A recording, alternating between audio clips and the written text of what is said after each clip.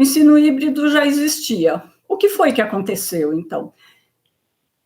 Nesse processo de suspensão das atividades com a pandemia, que pegou a todos nós de surpresa, né? Na busca de outras alternativas, e tudo teve que ser muito rápido, né? O ensino híbrido se colocou, então, como possibilidade, não? E, nesse sentido, ele avançou, quer dizer, o seu uso avançou, mas não para atender a uma necessidade emergencial, né? Mas não com vamos dizer assim, com o suporte, com a infraestrutura necessária, e todos nós tivemos que correr com isso, né? Na Unesp, os professores fizeram cursos para estarem aprendendo a trabalhar também, ou aprimorando, né, ou no trabalho com os alunos. E, então, o ensino híbrido, no nosso caso, no Brasil e nas nossas universidades, ele foi impulsionado, né, pelas necessidades prementes geradas pela pandemia, eu diria, né? E ele combina atividades presenciais e online, né, de modo que ele pode ocorrer de modo na forma assíncrona, com o professor e estudantes interagindo ao mesmo tempo, e na assíncrona, em que o estudante acessa o conteúdo a qualquer momento, as aulas são gravadas e tudo mais. Também se permite o uso de metodologias ativas, né, para que se tenha um outro nível de acesso, de compreensão, e é uma combinação também, vamos dizer assim, com o tradicional e o novo, né? Porque também você tem a presença do professor, você pode ter concomitantemente, né, a presença do professor. Enquanto o professor dá aulas na sala de aula para os alunos presentes, outros alunos que não estão presentes podem assistir remotamente. Na Unesp, eu acredito que essa prática não foi tão usada, pelo menos tão disseminada por todos, porque requer tecnologias e outras estruturas. Mas nós tivemos e temos ainda, né, um ensino remoto de qualidade.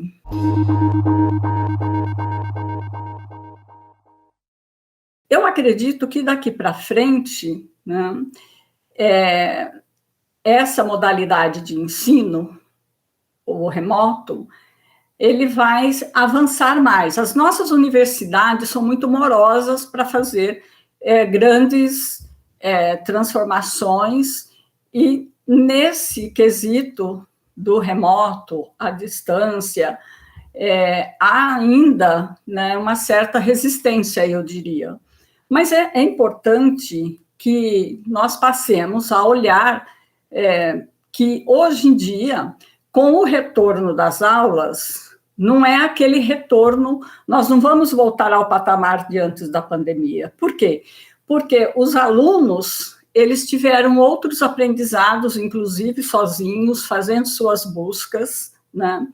Os jovens têm uma outra forma de aprender, que a universidade precisa estar fazendo essa adequação.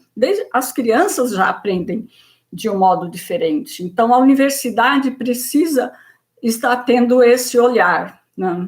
Eu acredito que avance, sim, mas é preciso consolidar essas experiências inovadoras, né?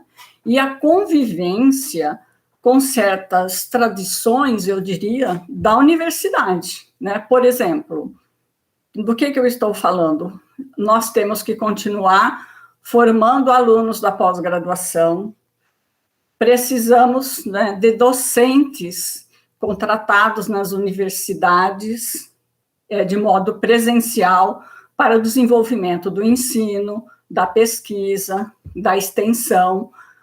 o próprio campus das universidades, ele é um espaço de convívio, né?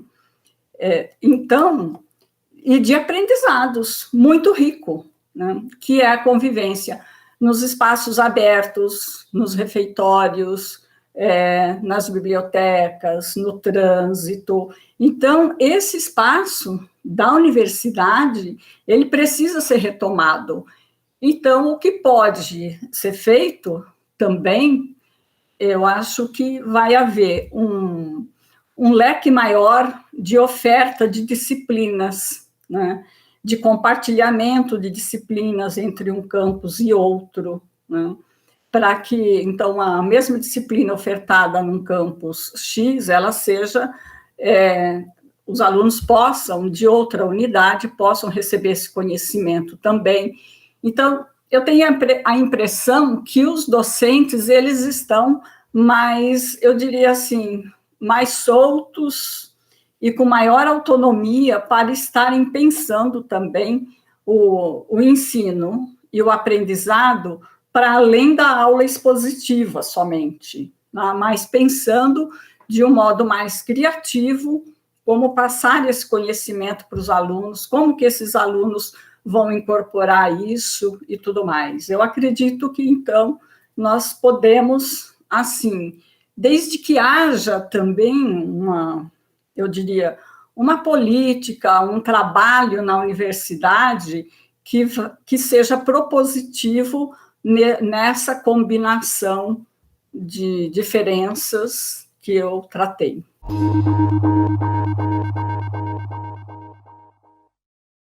Eu acho que a universidade, e olhando para a Unesp, nós temos dificuldades, sim, de estar trabalhando essas questões na formação de professores, né? Porque quando se fala em formar professores, sempre se tem a ideia ainda do giz e da lousa.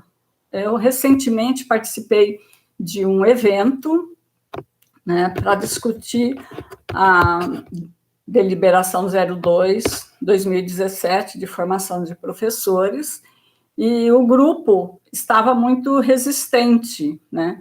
Então, eu fui mostrando, né, quer dizer, como que dentro daquilo que está proposto, nós podemos avançar. Que nós precisamos, nós, universidade, pensarmos que docente nós queremos formar. Vamos imaginar quem serão os nossos alunos daqui a 5 anos e daqui a 10 anos, né? Então, a universidade, os cursos de licenciaturas, eles precisam de ter esse olhar de prospecção, né? Quer dizer, como que esses jovens formados por nós, eles estarão atuando no mercado de trabalho ou no mundo do trabalho, como se diz. Nós formamos, a universidade forma profissionais, sejam eles docentes, dos cursos de licenciatura ou não, para trabalharem, atuarem, né, no mercado de trabalho, né? Então, nós temos que ter esse olhar e reconhecer essa necessidade e oferecer uma formação que seja crítica, que é possível fazer essas mediações. Mas nós precisamos, é importante nas nossas políticas de formação de professores, por exemplo, né, que a gente olhe, né, o mundo do trabalho, as profissões que estão sendo extintas, que são muitas, as outras que estão sendo criadas, né? E como que nós podemos também, nesse processo, seja de ensino híbrido ou não, estar formando esse aluno para este olhar, para essa nova realidade. E que, sem dúvida nenhuma, nós teremos daqui para frente uma realidade muito mais difícil, né?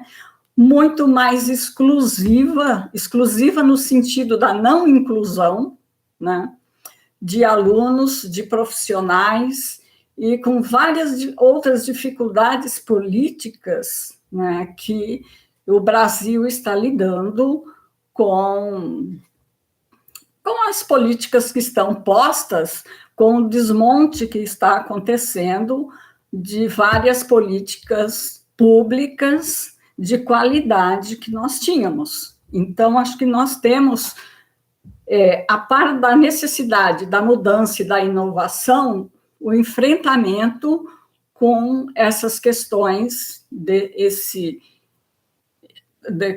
atuais que dificultam ainda mais a inserção do jovem no trabalho.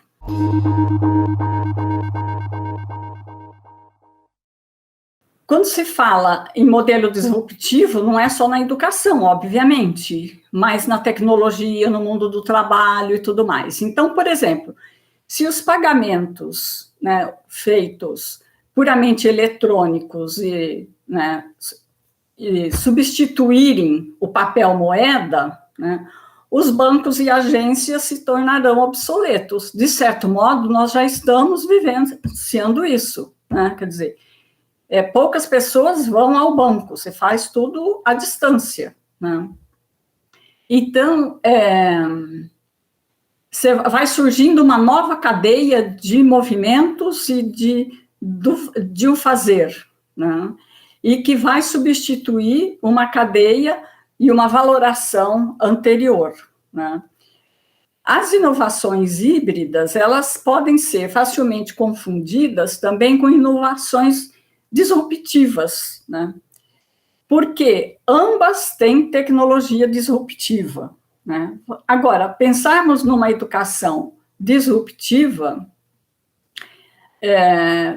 também é quebrar modelos estabelecidos, né, anteriormente e existentes hoje, e avançarmos para um novo modelo, né, com práticas e métodos para garantir a formação e o desenvolvimento intelectual e moral dos alunos. Nós não podemos exigir que os docentes da educação básica sejam criativos se nós não oferecermos uma educação e uma formação também criativa, né?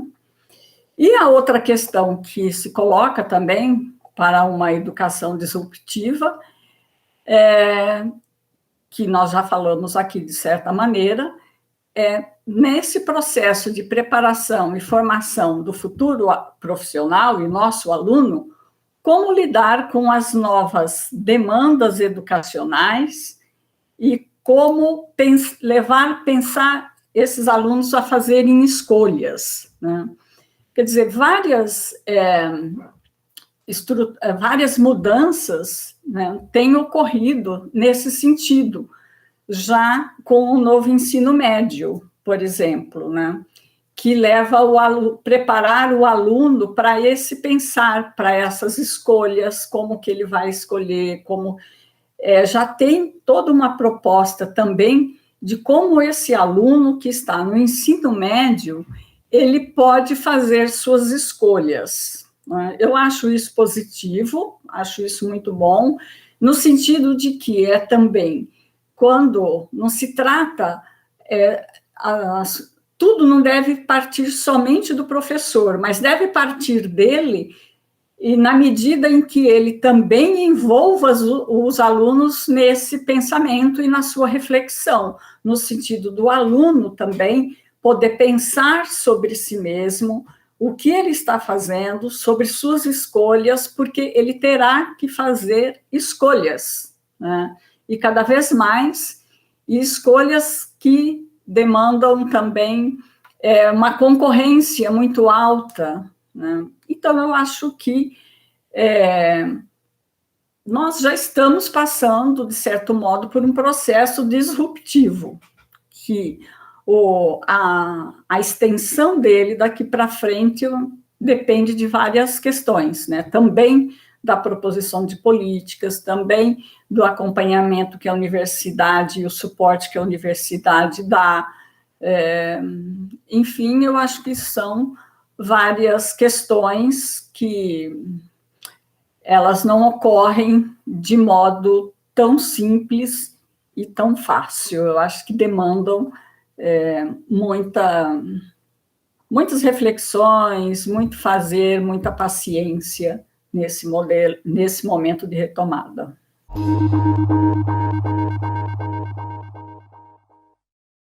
O que eu poderia deixar de uma lembrança, uma fala para os professores é, o recebimento desses alunos nesse momento, esse olhar mais carinhoso para com todos esses estudantes que retornarão, e para os professores também que passaram momentos difíceis, né, na pandemia, e nesse processo de adaptação, de protagonismo, de preparar aula diferente, se reinventaram, né, que continuem se reinventando. Né? Por quê? Ser professor é ser criativo, é fazer buscas, né? E sempre pensar num futuro que deve ser pautado do nosso presente para frente.